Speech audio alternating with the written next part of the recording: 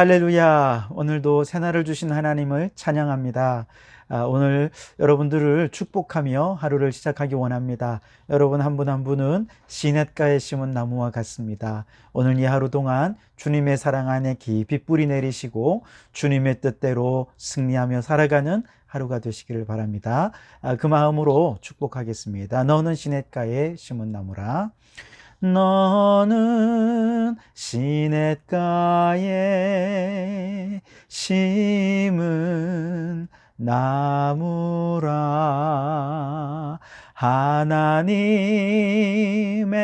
사랑 안에 믿음 뿌리 내리고 주의 뜻대로 항상 사세요.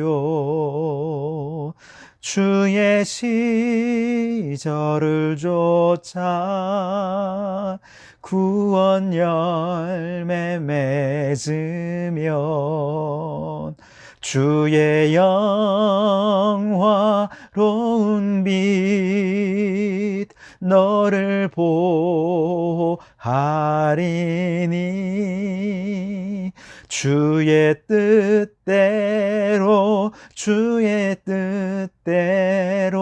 항상 살리라. 아멘. 오늘도 주의 뜻대로 승리하는 하루 되시길 바랍니다. 오늘 우리에게 주시는 하나님의 말씀은 갈라디아서 5장 16절에서 18절까지 말씀을 보겠습니다. 갈라디아서 5장 16절에서 18절 말씀입니다. 제가 봉독해 드리겠습니다. 내가 이르노니 너희는 성령을 따라 행하라. 그리하면 육체의 욕심을 이루지 아니하리라. 육체의 소욕은 성령을 거스르고 성령은 육체를 거스르나니 이 둘이 서로 대적하므로 너희가 원하는 것을 하지 못하게 하려 함이니라. 너희가 만일 성령의 인도하시는 바가 되면 율법 아래에 있지 아니하리라. 아멘. 오늘도 이 말씀을 통해 우리에게 주신 하나님의 음성을 듣게 되길 바랍니다. 지난 시간에 우리가 함께 나눴던 것처럼 그리스도로 말미암아 자유를 얻게 된 성도들은 이제 그 자유를 육체의 기회로 삼는 것이 아니라 사랑으로 종로로 탈 때 비로소 진정한 자유를 누릴 수가 있겠죠. 자, 그렇지만 사랑으로 종로로 타는 것은 인간의 의지로는 할 수 있는 것이 아닙니다. 그래서 오직 성령님의 도우심을 구해야 하겠는데요. 그래서 오늘 이어지는 16절에서 성령님에 대해서 강조하여 말씀하고 있습니다. 16절을 보시면 내가 이르노니 너희는 성령을 따라 행하라. 그리하면 육체의 욕심을 이루지 아니하리라. 아멘. 자, 여러분, 우리가 예수님을 믿고 구원받은 것은 이게 이제 구원의 시작일 뿐이지 결코 구원의 완성은 아니라는 것을 잊지 마시기 바랍니다. 이렇게 예수님을 믿고 구원을 받아서 우리의 구원이 시작이 되었다면 끊임없이 성화를 통해서 구원의 완성을 향해서 나아가야 하는데, 사실 그 과정에서 마귀는 육체의 소욕을 따라 살도록 끊임없이 우리를 유혹하기 때문에 우리의 신앙은 많은 위기를 겪게 됩니다. 그러나 인간은 제 힘으로는 마귀의 유혹을 다 감당할 수가 없어요. 그래서 성령님께서 우리 안에 내주하셔서 구원이 완성될 때까지 성도들을 지켜주시고 이끌어 주시는 것이죠. 이것을 성도의 견인이라 이렇게 표현을 하기도 하는데요. 어쨌든 여기서 성령을 따라 행하라 이 말씀은 자신의 힘으로 마귀의 유혹에 맞서지 말고 성령님께 맡기라, 성령님께 순종하라. 그러면 성령님께서 우리를 구원의 완성의 날까지 견인해 주실 것이다. 그렇게 말씀하고 있는 것이죠. 자, 그래서 여러분, 우리가 성령님께 모든 것을 맡기고 성령의 견인에 따라 보호와 인도하심을 받으려면 먼저 우리 성도들은 성령님이 지금 내 안에 내주하신다는 사실을 먼저 확신해야 됩니다. 인정해야 됩니다. 그래서 예수님께서도 요한복음 14장에서 내가 아버지께 구하겠으니 그가 또 다른 보혜사를 너희에게 주사 영원토록 너희와 함께 있게 하리니 라고 말씀해 주셨습니다.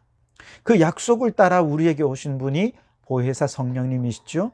로마서 8장 9절 말씀에 만일 너희 속에 하나님의 영이 거하시면 너희가 육신에 있지 아니하고 영에 있나니 누구든지 그리스도의 영이 없으면 그리스도의 사람이 아니라, 그렇게 말씀하셨습니다. 다시 말해서 여러분이 예수님을 믿고 구원을 받았다면 이미 성령님은 여러분 안에 내주하신다는 사실을 믿고 확신하실 수 있기를 바랍니다. 이처럼 성령님께서 우리 자신과 함께 계신 것을 인정한다면 그 다음에는 함께 계시는 성령님의 음성을 듣고 교제하는 삶을 살아야 합니다. 귀 있는 자는 성령이 하시는 말씀을 들으라, 그렇게 말씀하지 않습니까? 이를 위해 우리는 기록된 하나님의 말씀인 성경을 늘 가까이에 해야 합니다. 왜냐하면 성경 말씀은 성령의 감동으로 기록된 하나님의 말씀이기 때문에 그렇죠. 디모데후서 3장 16절에 모든 성경은 하나님의 감동으로 된 것이라, 그렇게 말씀하지 않습니까? 그렇기 때문에 성령의 감동으로 된 성경 말씀을 늘 읽고 듣고 묵상할 때 우리는 성령의 음성을 성경을 통해서 듣게 되고 진리의 길로 인도함을 받게 되는 것이죠. 그런데 참 안타깝게도 많은 성도들이 예수님을 믿고 또 성령님이 내주하신다는 것을 인정하면서도 성령님의 음성에 귀 기울이려 하지 않습니다.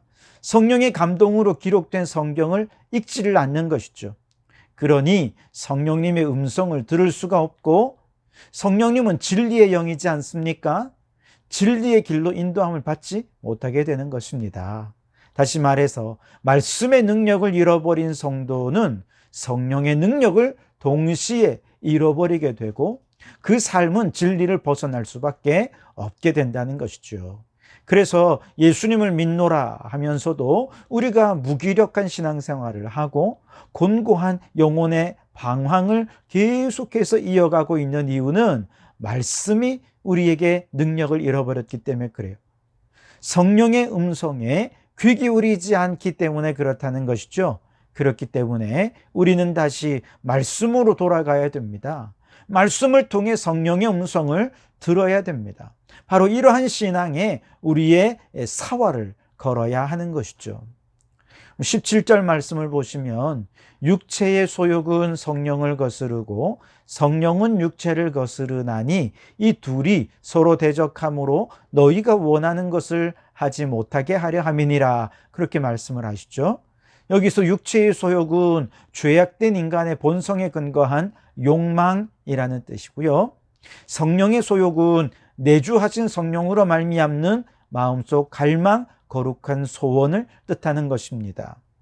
육체의 소욕도 욕망이고 성령의 소욕도 욕망이지만 육체의 소욕은 탐욕이고 성령의 소욕은 거룩한 갈망이다, 이렇게 구분할 수 있겠습니다. 성령의 소욕은 은혜와 믿음의 복음으로 구원 얻어 자유한 삶을 사는 것이지만 육체의 소욕은 인간의 행위로 구원을 얻으려는 율법에 얽매인 삶을 사는 것이다, 그렇게 또 얘기할 수 있겠습니다.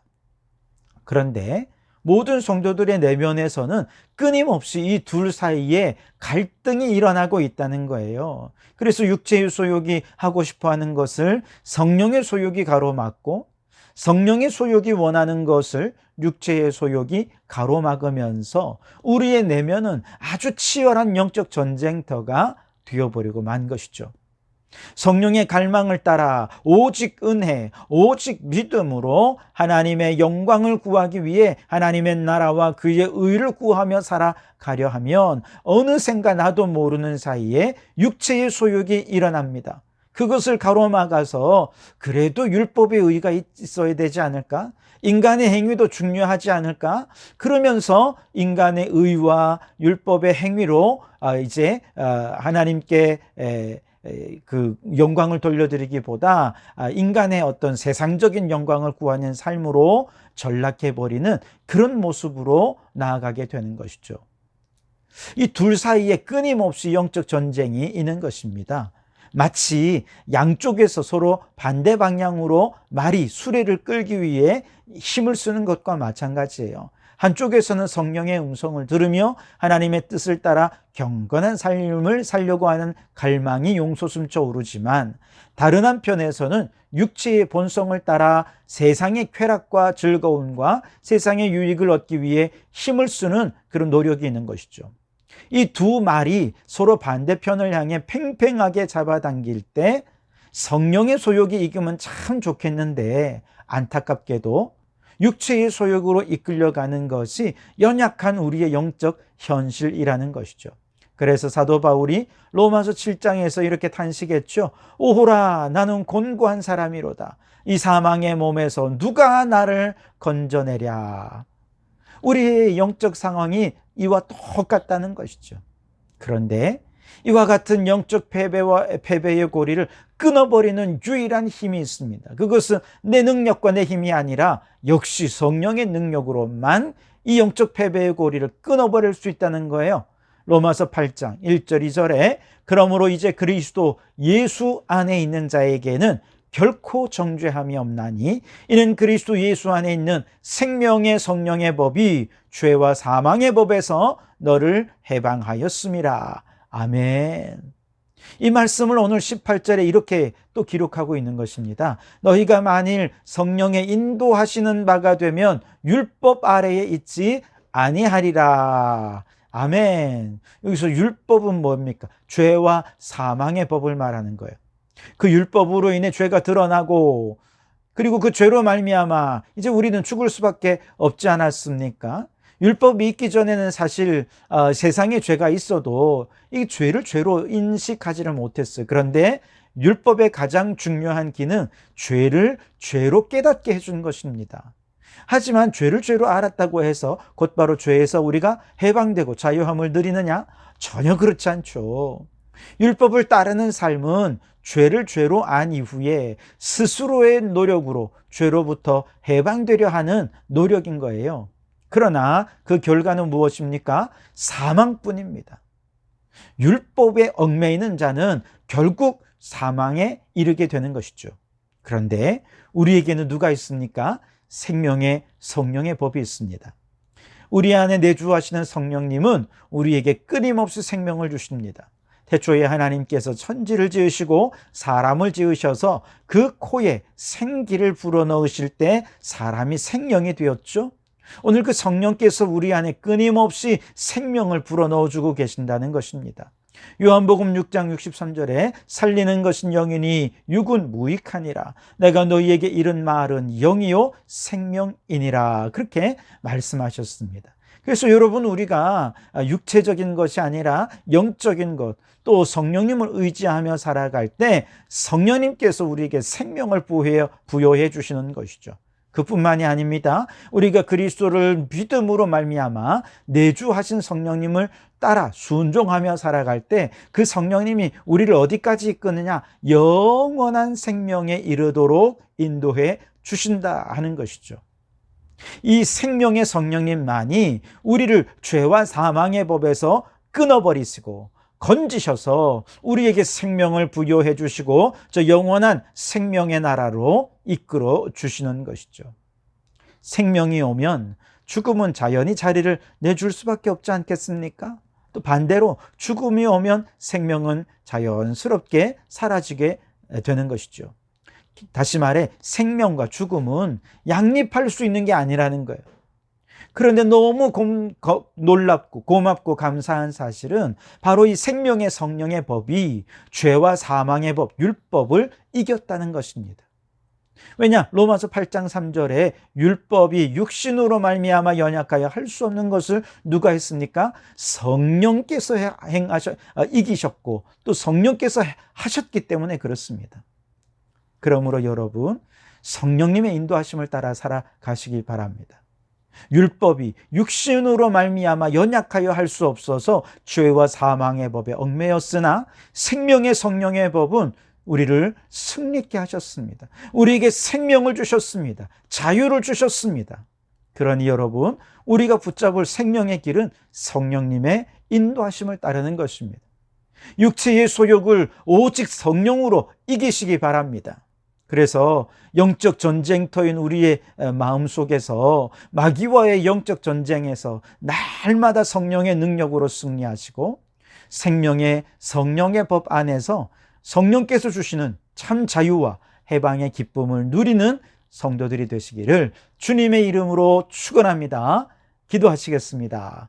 하나님 감사합니다. 오늘 이 아침 우리에게 주시는 말씀으로 성령을 따라 살아라, 여기에 생명이 있다 말씀하시니 감사합니다. 하나님, 우리가 주님을 알기 전에, 성령님께 우리의 삶을 맡기기 전에 우리는 죄와 사망의 법으로 결국 멸망에 이르게 될 수밖에 없는 자들이었음을 고백하지 않을 수 없습니다. 예수 이름으로 구원해 주시니 감사합니다. 성령님 내주하여 주시니 감사합니다. 날마다 말씀 속에 성령님의 음성을 듣게 도와주시고 성령님께서 말씀하시는 대로 아멘 하며 순종하며 살아서 생명의 성령의 법으로 끊임없이 우리에게 부여해 주시는 생명을 따라 살아가는 변화된 삶으로 살게 해 주옵소서. 그렇게 성령님과 동행하며 살다가 저 영원한 천국에 이를 때까지 성령님과 함께하는 삶을 살아가는 저희들 되게 해 주시옵소서. 우리의 마음은 늘 영적 전쟁터입니다. 내 힘으로는 마귀를 대적해 이길 수 없습니다.